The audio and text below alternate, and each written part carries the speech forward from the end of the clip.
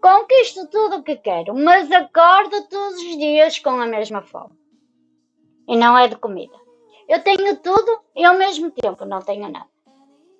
Essa contradição está a consumir por dentro, não está? Sabes porquê? Porque a fome que mais dói é aquela que nada externo consegue matar. Porque o teu problema não é o que falta, é aquilo que tu esperas que as tuas conquistas façam por ti. E hoje eu vou mostrar-te que realmente precisa de ser alimentado para encontrar a satisfação que tens escapado há tanto tempo. E se és nova por aqui, muito prazer, o meu nome é Hilda. Seja bem-vindo a este cantinho especial onde falamos crescimento pessoal e bem-estar com muito propósito. Imagina que estás num domingo à tarde.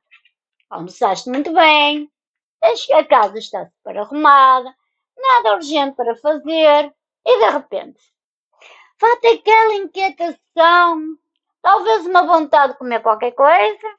Abres o frigorífico, fechas, abres outra vez.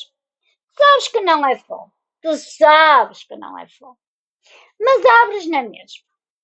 Ou então, olha, talvez pegues no telemóvel. Estás a passar o feed, olha, para cima e para baixo, sem destino, só para não ficares ali parado. Com aquela sensação de falta qualquer coisa. Conheces isto? Claro que conheces. E o problema não está no que construíste. Está no que pediste às tuas conquistas. Porque olha, há quem trabalha a vida inteira para comprar uma casa.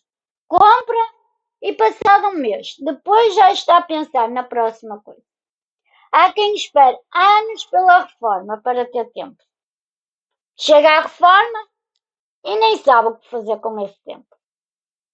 Há quem espere que os filhos cresçam para lá respirar finalmente. Os filhos cresceram, saem e o silêncio ainda pesa mais que o barulho que havia. Sabes porquê? Porque durante anos a correria era a desculpa. Quando tiver tempo eu vivo. Quando os miúdos saírem, olha, eu cuido até de mim. Quando me reformar, eu descanso. E quando esse chega o momento, percebemos que não tínhamos um plano para nós. Era um plano para a vida, não para a alma. Comer em excesso, comprar em excesso, ocupar em excesso. Sabes o que é que estas três coisas têm em comum? São todas anestesias. Elas não curam nada, só adormecem. E quando comes além da fome, não é o estômago que estás a encher.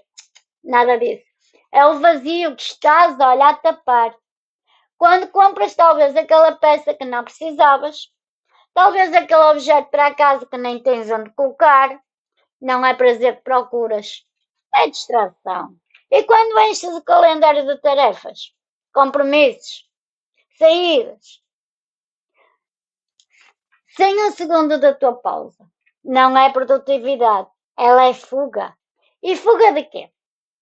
De ti.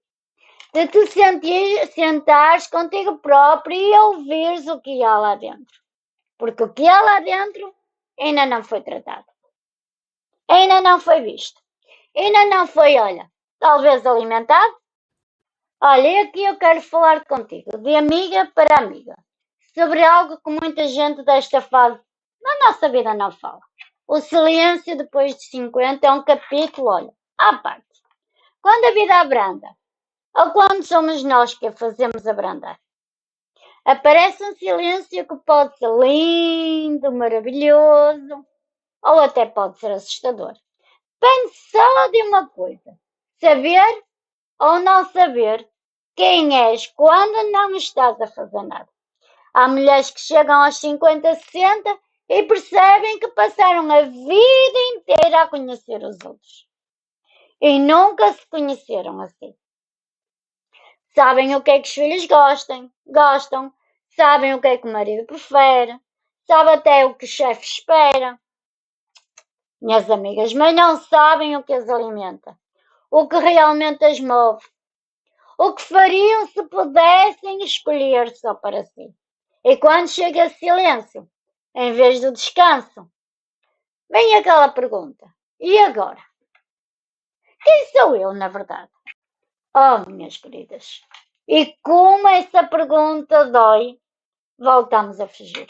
Mais comida, mais compras, mais ocupação. O ciclo recomeça. Mas eu quero te dizer aqui uma coisa. Esse silêncio não é o teu maior inimigo. Nada disso. É o teu maior aliado. É o lugar onde finalmente te podes ouvir. Onde podes até perguntar: o que é que eu quero de verdade para esta fase da minha vida? Não o que os outros esperam. Não o que a sociedade diz que deverias querer. O que tu queres de verdade. Só tu. O que é que realmente te alimenta? Olha, na Bíblia é um livro escrito por alguém que teve tudo. Eu não vou lê-lo agora, mas tem Eclesiastes, capítulo 1, no versículo 2. Um homem que o escreveu chama-se Salomão. Tinha riqueza, sabedoria, poder e prazer.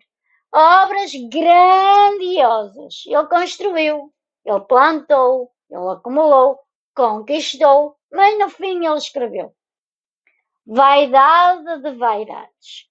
Tudo é vaidade. Não é para deprimir, mas para acordar. Para dizer o que é que o exterior tem data de validade na nossa alma. Dá prazer até por um tempo. Distrai por um simples tempo. Mas não alimenta para sempre. O que alimenta realmente para sempre é o que não envelhece.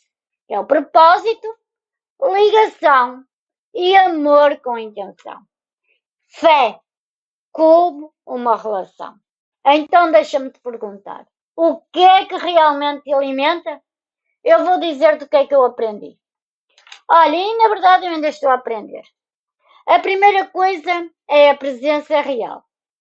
Não é só o corpo, é a nossa alma.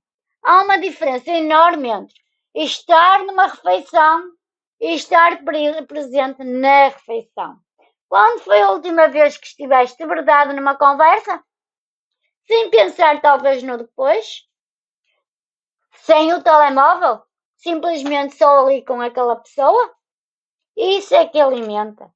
Mais do que qualquer coisa que possas comprar ou até de comer. A segunda coisa é muito simples, é ligar-te ao que tem sentido realmente para ti.